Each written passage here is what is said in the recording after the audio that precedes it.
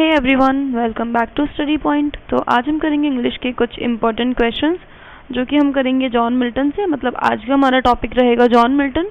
तो पहले हम इनके बारे में थोड़ा सा डिस्कस कर लेंगे और उसके बाद जो इन्होंने पोएम लिखी है जो आपके सिलेबस में है उसके कुछ क्वेश्चंस को हम डिस्कस कर लेंगे। तो किस टाइप से क्वेश्चंस आते हैं एग्जाम में। ऑन हिज ब्लाइंडनेस आपने पोएम पढ़ी ही होगी, तो पोएम से किस टाइप के क्वेश्चंस पूछे जाते हैं उनको भी हम डिस्कस करेंगे। और इसके अलावा इंग्लिश का जो यूनिट वाइज सिलेबस है वो मैं कंप्लीट करा चुकी हूँ। चैनल पे प्लेलिस्ट है, उस पर आप देख सकते हैं, या मैं आपको सारी वीडियोस के लिंक प्रोवाइड करा दूंगी डिस्क्रिप्शन बॉक्स और कमेंट बॉक्स में, वहाँ से भी आप देख सकते हैं। इस लेक्चर या किसी भी लेक्चर की फ्री PDF अगर आपको चाहिए तो टेलीग्राम चैनल ज्वाइन करके आप वहाँ से डाउनलोड कर सकते हैं। तो चलिए शुरू करते हैं फिर आज का लेक्चर। तो सबसे पहले है कि which is the greatest epic written by Milton. तो जो जॉन मिल्टन है सबसे जो एक ग्रेटेस्ट एपिक उन्होंने लिखा है वो कौन सा है। पैराडाइज लॉस्ट है। उसके बाद नेक्स्ट क्वेश्चन है which among the following is an elegy by Milton. तो मिल्टन ने काफ़ी सारे एलिजीज लिखी हैं जिसमें से लेसिडस भी उन्होंने ही लिखा है, तो इसको भी आप याद रखेंगे। The theme of Milton sonnet on his blindness. तो जो हम पढ़ते हैं मिल्टन की सोनेट ऑन हिज ब्लाइंडनेस, उसके जो थीम है वो क्या है। तो इसकी जो थीम है वो पर्सनल है, ठीक है, क्योंकि जो पोइट है वो अपनी ब्लाइंडनेस को लेकर के काफ़ी ज़्यादा सैड है और इस पोएम को लिखने का जो उनका पर्पस था वो पर्सनल था। तो थीम में आप लिख सकते हो personal.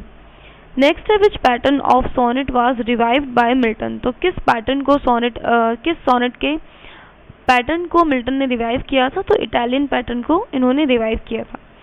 In which poem does the following line occurs. तो यहाँ पे कुछ लाइन्स गिवन है और आपको बताना है कि वो किस पोएम से ली गई हैं।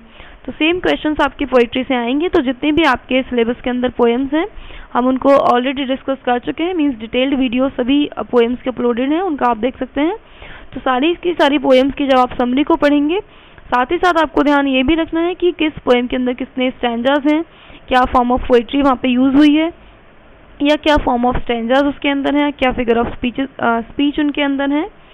और उसके अलावा जो पोएम की लाइन्स हैं उनको भी आपको थोड़ा सा ध्यान में रखना है कि कोई भी लाइन आपको दे दी जाएगी और उसके अंदर आपसे पूछ लिया जाएगा, ठीक है, या किस पोएम से ये लाइन ली गई है या उस लाइन के अंदर कौन सा फिगर ऑफ स्पीच यूज हुआ है वो आपसे पूछा जा सकता है, ठीक है।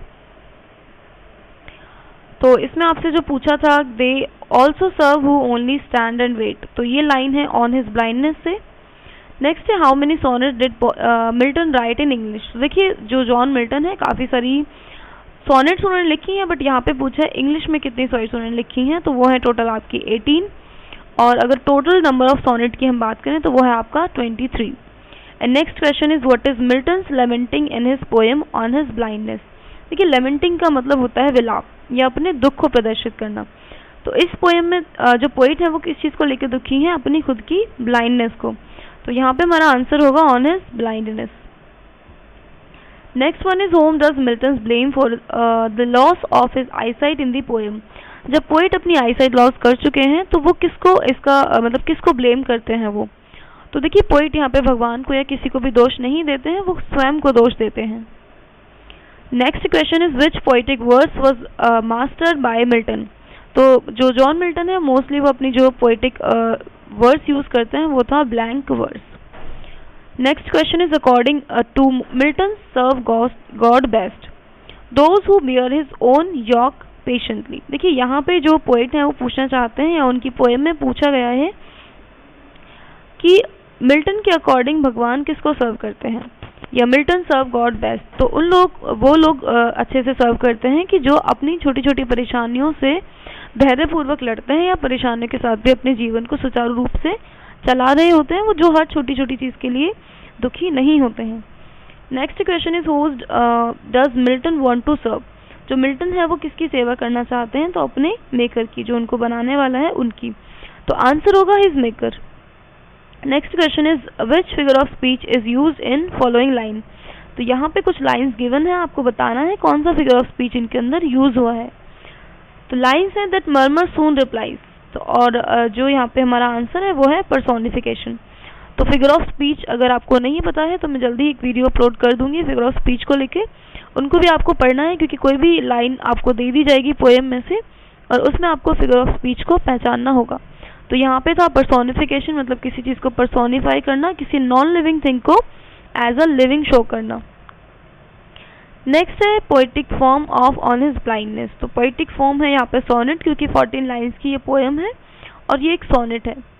नेक्स्ट क्वेश्चन है in the beginning of the sonnet reflect. तो जब ये सोनेट स्टार्ट होती है ऑन हिज ब्लाइंडनेस, इसमें क्या क्या चीज़ें रिफ्लेक्ट करता है poet?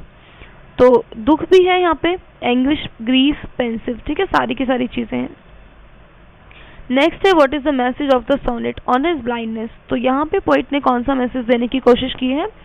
The renunciation to God, do action, believe in mercy of God, कि भगवान में भरोसा रखें, भगवान पे मतलब भगवान की जो कर्म है, कर्म से मतलब भगवान जो भी चीज़ें करते हैं उन पे भरोसा रखें, दया रखें और अपने कार्य को पूरी निष्ठा के साथ करते रहें। तो अब कुछ पोएम में कुछ काफ़ी सारे वर्ड्स यूज़ होते हैं, तो उनकी भी आपको मीनिंग पता होने चाहिए। तो जब आप पोएम को पढ़ेंगे तो काफ़ी अच्छे से आपको पढ़ना है।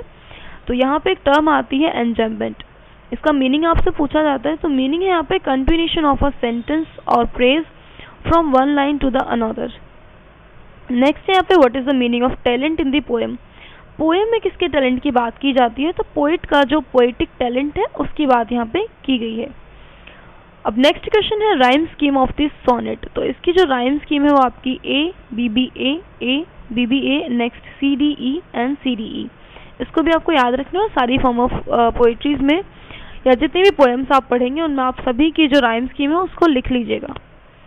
नेक्स्ट है Milton is known for. Milton को किस चीज़ के लिए जाना जाता है? तो इनके क्रिश्चियन रिलीजन के लिए भी जाना जाता है, ग्रैंड स्टाइल के लिए भी और रिनेंसेशन एलिबी।